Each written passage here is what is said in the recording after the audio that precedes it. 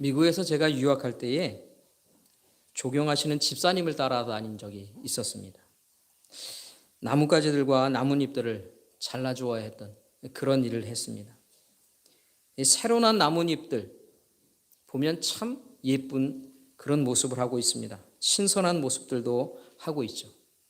그렇지만 그 잎들과 나무 가지들을 잘라줘야만 했습니다. 생명력을 가진 이 나무는 본능적으로 새로운 잎들과 줄기들, 가지들을 만들어냅니다. 비가 오고 나면 조금만 지나도 이게 굉장히 무성해지기도 하죠. 물론 제가 LA에 있었기 때문에 이 나무들이 금방금방 자라는 그런 특성도 있었습니다. 그런데요, 이런 나무 가지들을 잘라 주어야 건강하게 그리고 열매를 잘 맺는 그런 나무가 된다는 것입니다. 한마디로 나무의 이 본능을 잘 제어해 주어야 쓸모 있는 나무가 된다 하는 것이에요.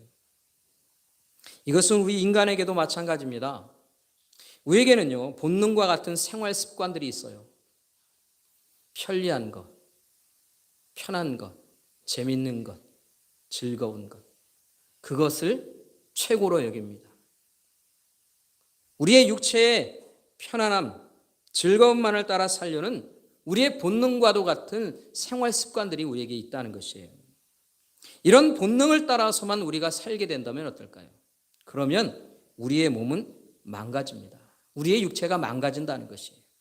우리의 정신은요, 피폐해질 수 있습니다.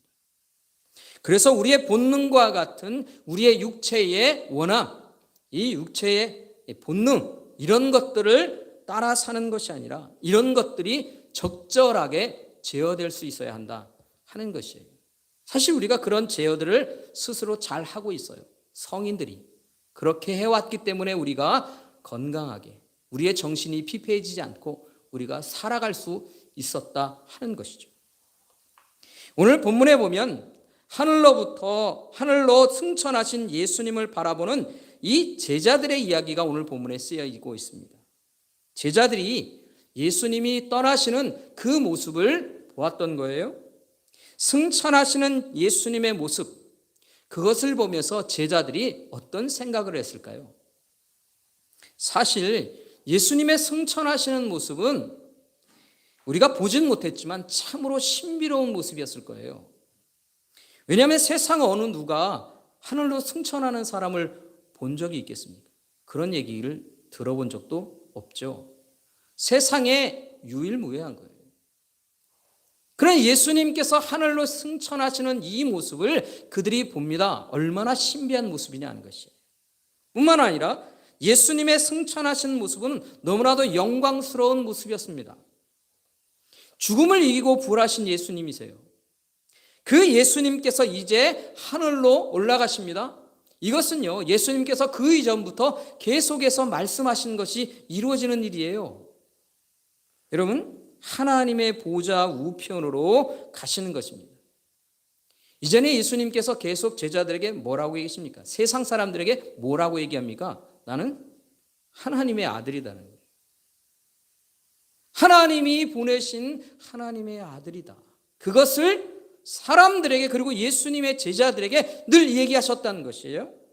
그런데 그 이야기하셨던 그 예수님이 정말로 하늘로 올라가시는 거예요. 하나님의 우편, 보좌 우편에 앉으시는 겁니다. 여러분, 하나님의 보좌 우편에 앉으신다는 것이 무슨 의미인지 아세요? 그것은요, 심판자가 되어 그곳에 앉는 것을 말하는 것이에요. 심판주. 바로 그분이 이제 다시 오실 때 심판의 주님으로 오신다. 그것을 성경은 표현하고 상징할 때 보좌 우편에 앉으셨다, 이런 말을 하는 거예요. 그런 예수님이 이제 그 하늘의 보좌로 올라가시는 거예요. 이게 얼마나 영광스러운 일이었느냐 하는 것이에요. 그래서 제자들은 이 예수님이 하늘로 승천하시는 그 일을 계속해서 보고 있는 거예요. 그 상태에 멈춰 있기도 합니다. 그런데 한편으로는요, 사실 아쉬운 마음도 있었을 거예요. 제자들은 지금까지 예수님께 모든 것을 걸고 따라다녔던 사람들이에요. 그들의 생업도 내려놓고 그들의 삶의 전부를 오직 예수님께만 드리며 지금까지 예수님만 바라보며 살아왔다는 거예요. 그런데 그런 예수님이 이제 하늘로 올라가시는 거예요. 떠나신 거예요. 예수님을 그리워하는 마음, 그 마음이 그들에게도 있었을 것입니다. 반대로 허탈한 마음도 있었을 거예요. 불안한 마음도 있을 거예요. 자, 그러면 이제 우리 어떡하지? 예수님이 안 계시는데? 그럼 이제 어떻게 해야 되느냐? 앞으로 우리는 어떻게 살아야 하느냐? 그것에 대한 질문들을, 인생의 질문들을 가지게 되는 것이죠. 앞으로의 일을 걱정하면서 그렇게 하늘을 보는 거예요. 아쉬운 마음을 가지고. 이런 여러 가지 복잡한 마음을 가지고 제자들은 그 예수님이 떠나시는 모습을 보고 있다는 것이에요. 이미 구름 속에 가려져서 예수님이 보이지 않습니다. 그럼에도 불구하고 이 제자들은 계속해서 예수님이 가신 그 하늘을 보고 있다는 거예요. 눈을 못 떼요. 왜요? 마음을 그곳에서 떨쳐버릴 수가 없기 때문에. 지금까지 그들이 그렇게 살아왔거든요. 그래서 눈을 떼지 못하고 하늘을 바라보고 있었습니다. 바로 그때 하나님께서 그들에게 두 천사를 보내십니다. 그리고 그들에게 말씀하시는 거예요. 11절 말씀입니다. 제가 한번 읽어보겠습니다. 11절 말씀. 이르되 갈릴리 사람들아 어찌하여 서서 하늘을 쳐다보느냐? 너희 가운데서 하늘로 올려지신 이 예수는 하늘로 가심을 본 그대로 오시리라 하였느니라. 하늘을 쳐다보는 일 뭐 하라는 것입니까? 그만두라는 거예요. 자, 얘들아, 그만. 이제 멈춰야 돼. 너희들이 하는 일을 그만두고 이제 멈추는 거야. 하나님이 그렇게 말씀하십니다. 왜 제자들에게 하늘을 쳐다보고 있는 일을 멈추게 하셨을까요? 그것은요, 이제부터 제자들이 해야 할 일들이 있는 거예요. 제자들이 해야 할 다음 단계의 일들이 있다 하는 것입니다. 그 일이 무엇인가? 우리가 너무나 잘 아는 사도행전 1장 8절의 말씀이죠.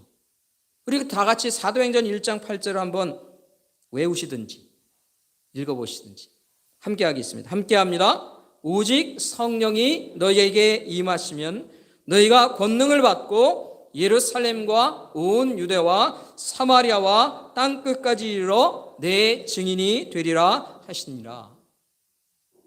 여러분, 우리가 이 말씀을 외우고 있고 기억하고 있는 이유가 있죠.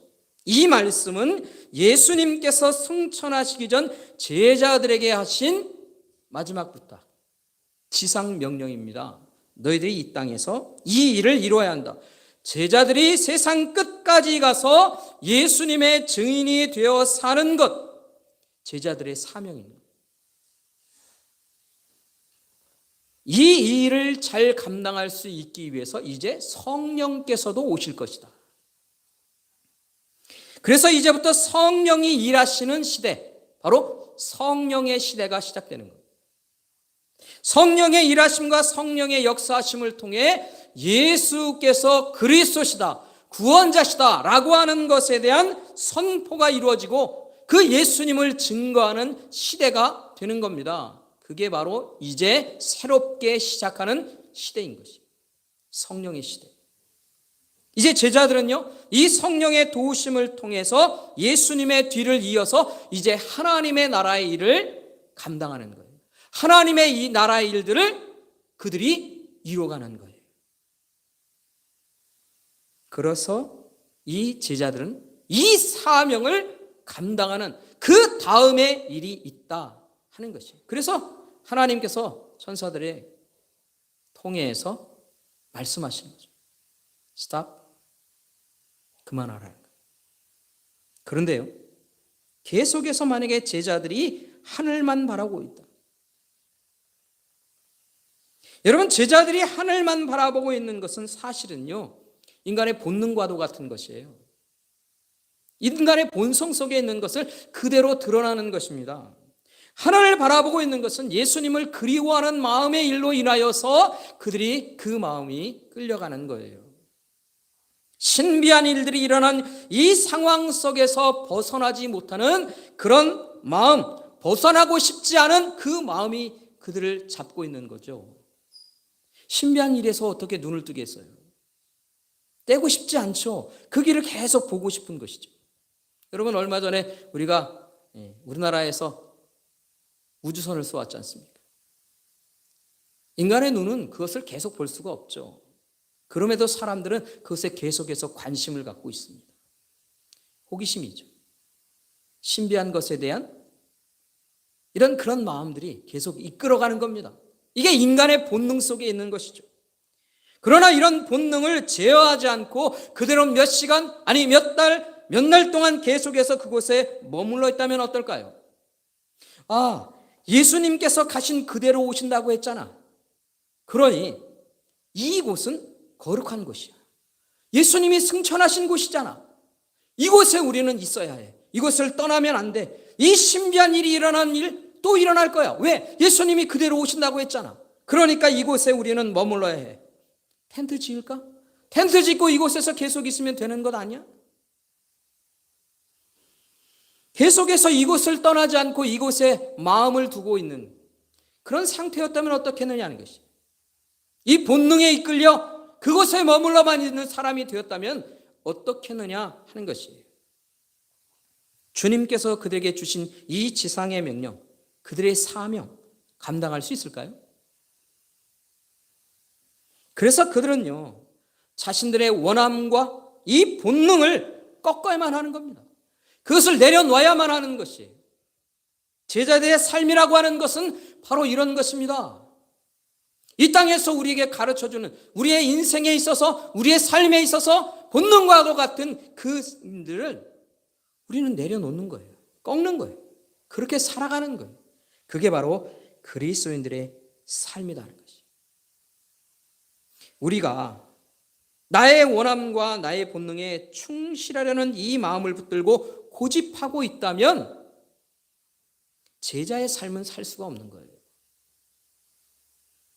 제자의 삶은 그렇게 사는 게 아니에요. 그 마음을 버려야 하고 그 고집을 꺾어야 하는 것입니다. 내 육체가 원하는 것, 내 원함, 내 즐거움 내려놓을 수 있어야 한다. 제어할 수 있어야 한다. 본능 안에 안주하려고 있으려고 하면, 내 본능만으로 인하여 살려고 하면 우리의 신앙은요, 성장할 수 없습니다. 신앙의 초보에 머물게 됩니다. 신앙의 어린이의 수준에 그대로 멈춰있게 한다는 것이에요. 본능이라고 하는 것은 그런 거예요. 우리가 본능에 충실하다고 하는 것으로 인하여서는요, 성장해 갈 수가 없어요. 우리 아이들이 있잖아요. 우리 아이들은 본능에 충실한 거예요. 그 본능을 그대로 가지고 있다면, 그 아이가 그대로 그 본능성에만 있다면 잘할 수가 없어요. 미래를 기대할 수도 없어요. 부모의 마음은 즐거움이 아니라 근심과 걱정으로 채워질 수밖에 없어요. 그런 것 아닙니까, 여러분?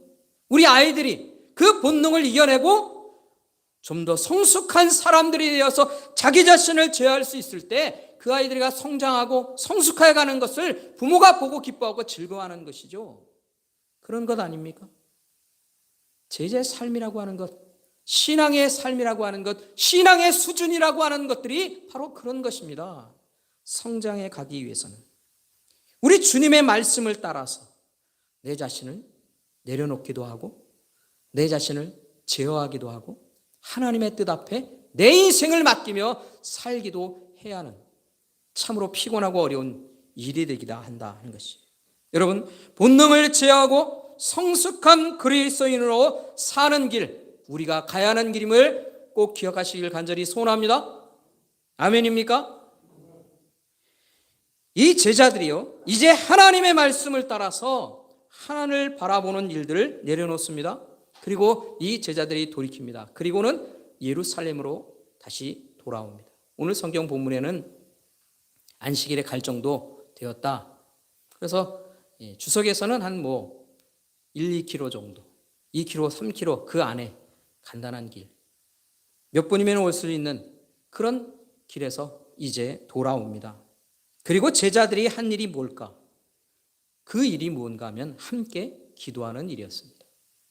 13절, 14절 말씀을 함께 보도록 하겠습니다. 제가 13절 14절을 한번 읽어보겠습니다. 13절입니다. 들어가 그들이 유하는 다락방으로 올라가니 베드로, 요한, 야고보, 안드레와 빌립, 도마와 바돌로메, 마테와 및 알페의 아들 야고보, 셀롯인 시몬, 야고보의 아들 유다가 다 거기 있어. 14절 함께 같이 한번 읽겠습니다. 함께 합니다. 여자와 예수의 어머니 마리아와 예수의 아우들과 더불어 마음을 같이하여 오로지 기도에 힘쓰더라. 아멘. 그들이 뭘 하고 있습니까?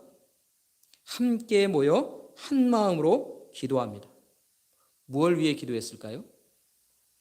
뭘 위해 기도했을까요? 기도의 내용 나타나지 않습니다. 우리가 추측할 수 있죠. 뭘 위해 기도했을까요? 성령을 구하며 기도하는 겁니다. 왜요? 예수님께서 말씀하셨잖아요.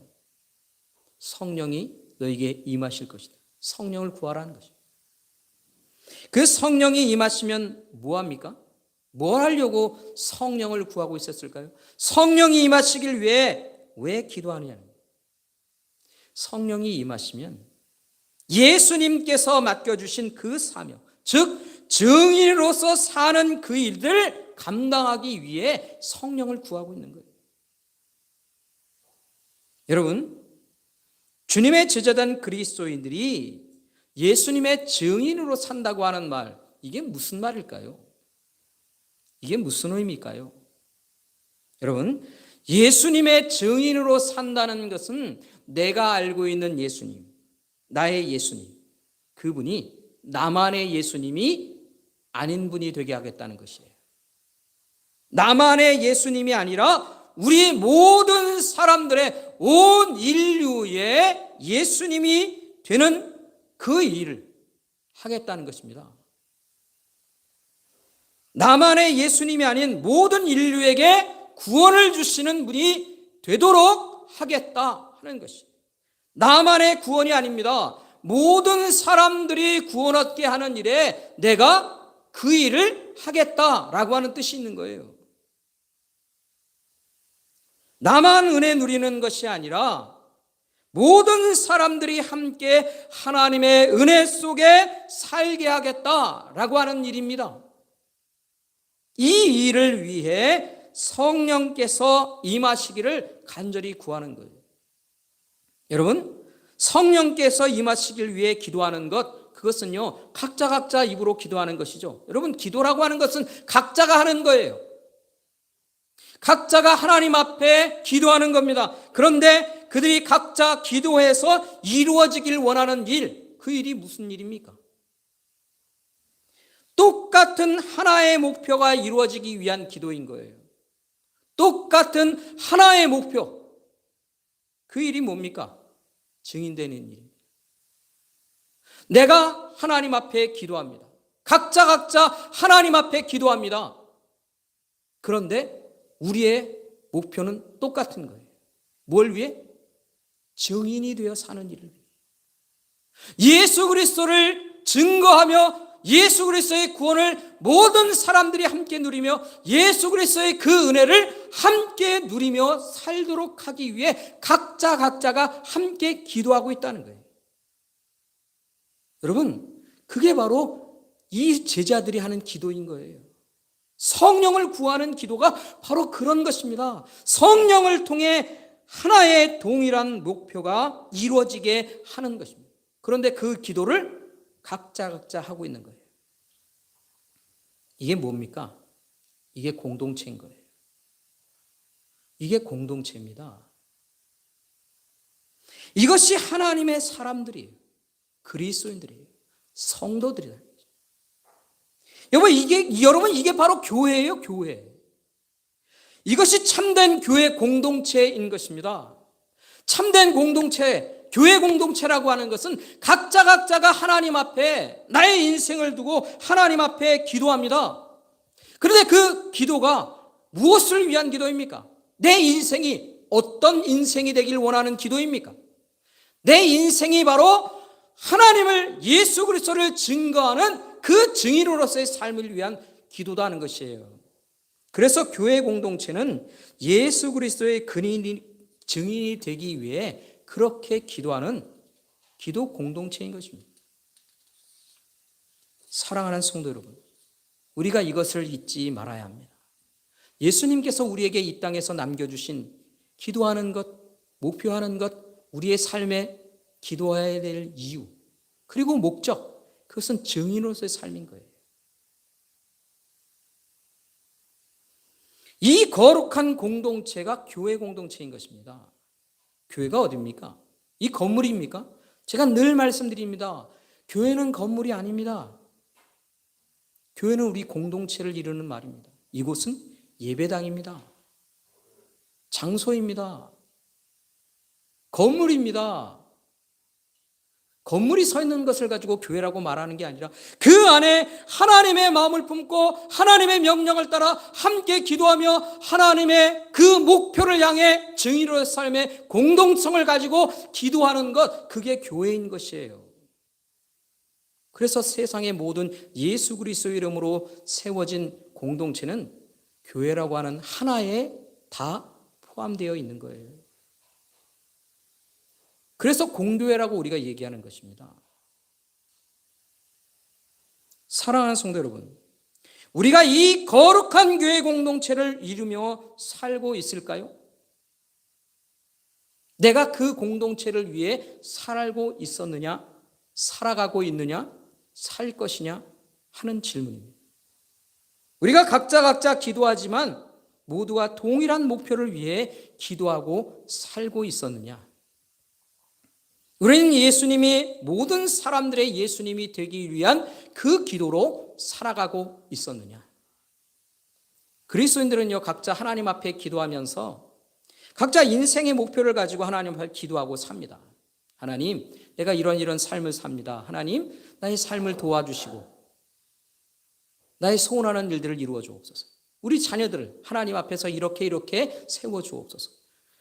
우리의 가정의 일들을 위해, 여러 가지 일들을 위해 우리가 기도하며 우리의 인생을 그렇게 하나님 앞에 설계하며 기도하며 살았습니다. 그런데 그 목표는 언제나 어디를 향해 있어야 하는 것입니까? 예수 그리스도의 증인된 삶으로 세워져 있어야 하는 것이에요. 내 인생도, 우리의 자녀들도, 우리의 교회 공동체도 하나같이 증인으로서의 삶에 우리가 있어야 한다는 것이에요. 그리스도인들이 바로 그렇게 사는 것입니다. 하나의 목표를 위해, 이 목표를 위해 함께 우리가 협력하며 살고 있는 거예요. 서로가 함께 섬기며 사는 것입니다. 교회 공동체 안에 함께 공동체를 세워가는 일, 이 하나의 목표를 위해 우리가 함께 이곳에 존재하고 있다는 것이에요. 우리가 함께 새순교회 공동체 안에 모여 있습니다. 예배하기 위해 우리가 함께 모여 있습니다. 왜 그렇습니까? 무엇을 위해 우리가 함께 모였습니까? 예수 그리스도의 증인된 삶을 위해 우리가 함께 모인 거예요. 우리의 목표는 거기 있는 거예요. 목사님, 내가 생각했던 신앙과는 좀 다른 것 아닙니까? 이게 종교입니까? 이게 종교가 아닌 것이에요. 그래서 종교는요, 기본적으로 내 인생을 신이 채워주기를 원하는 것으로 인하여서 종교 생활하는 거예요. 신이 나를 위해, 내 인생을 위해 존재하는 거예요. 그런데 우리는 내가 존재하는 이유가 예수 그리스도를 위한 일이라고 말하고 고백하며 사는 거예요. 종교에서 한참 벗어나 있는 거예요.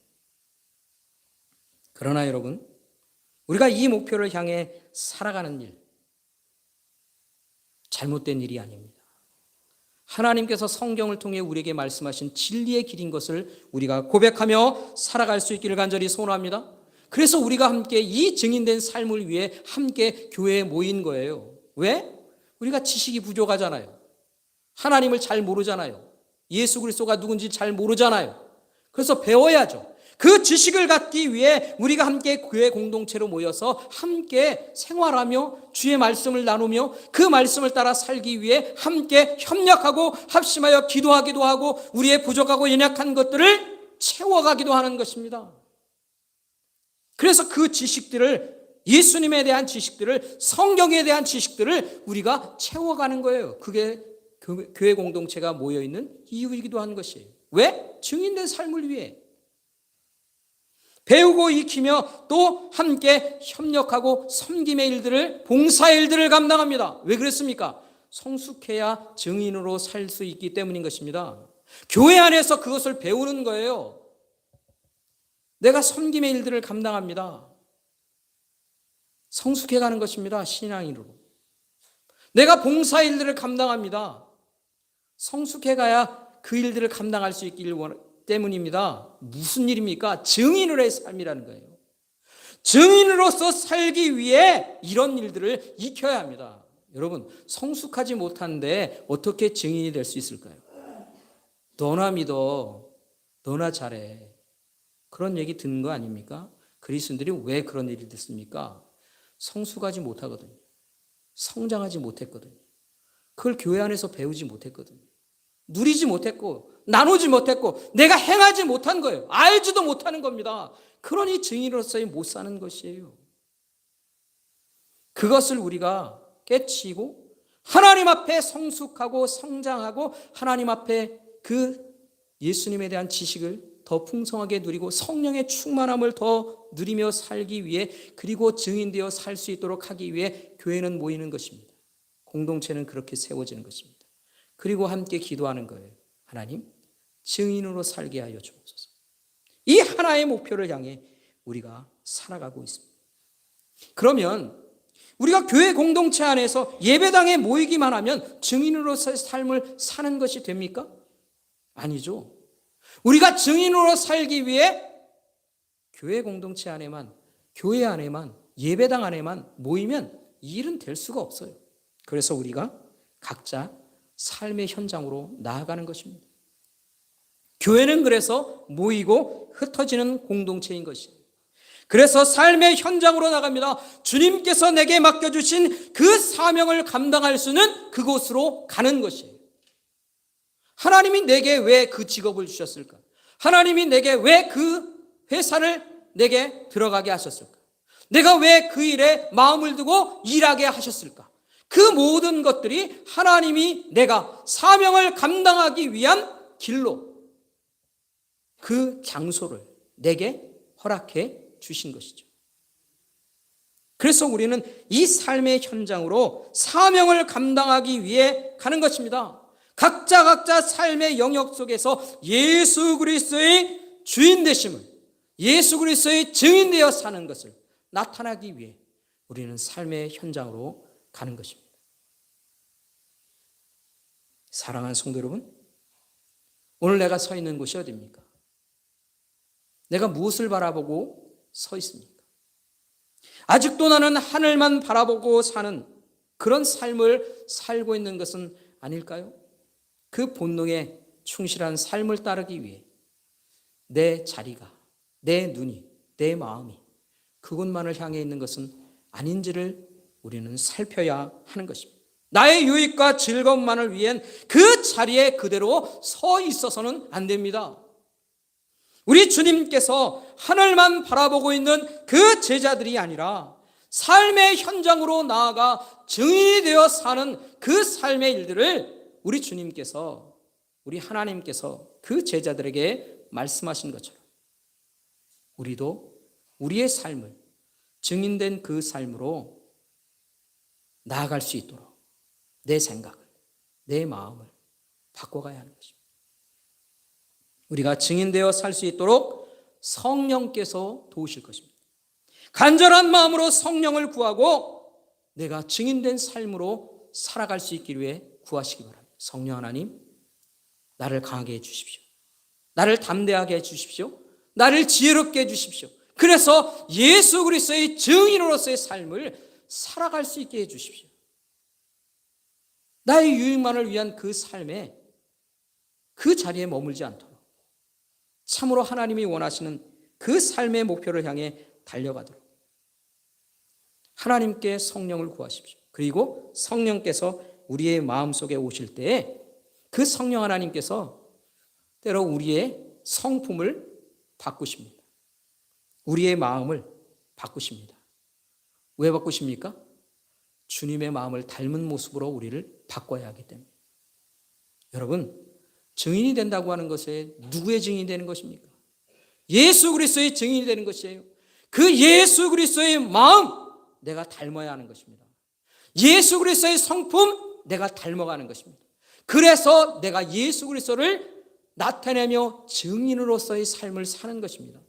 그래서 이 거룩하고 성숙한 성품으로 계속해서 성령께서는 우리를 바꾸시는 거예요. 그 성령의 바꾸심 속에 내가 순종할 수 있어야 돼요. 성령께서 나를 바꾸려고 할 때 고집하지 마십시오. 나를 바꿔야 할 때, 성령께서 말씀하실 때 내 자신을 바꿔야 합니다. 증인의 삶을 살기 위해 내 말하는 스타일, 내 행동하는 스타일, 내 생각하는 스타일, 내가 관심 두고 있는 나의 삶의 스타일 바꿔야 한다면 바꾸셔야 합니다. 증인된 삶에 그것이 걸림돌이 된다고 하면 바꿔야 하는 것입니다. 성령 하나님, 내가 바꿔가게 해 주옵소서. 우리가 그렇게 기도하며 살아야 합니다. 사랑하는 성도 여러분, 우리 자신들을 이제 오직 예수 그리스도의 증인된 삶으로 드리는 참된 제자로서의 삶을 우리가 함께 살아갈 수 있기를 간절히 소원합니다. 오직 예수 그리스도의 증인으로 사는 이 삶이 바로 하나님이 마지막 이 땅에서 우리에게 남겨주신 지상의 명령을 받들고 사는 삶인 거예요. 가장 온전한 삶인 것입니다. 그 삶을 향해 우리 모두 열심히 달려가는 하나님의 백성들 되기를 주님의 이름으로 축원합니다. 축원합니다. 기도하겠습니다.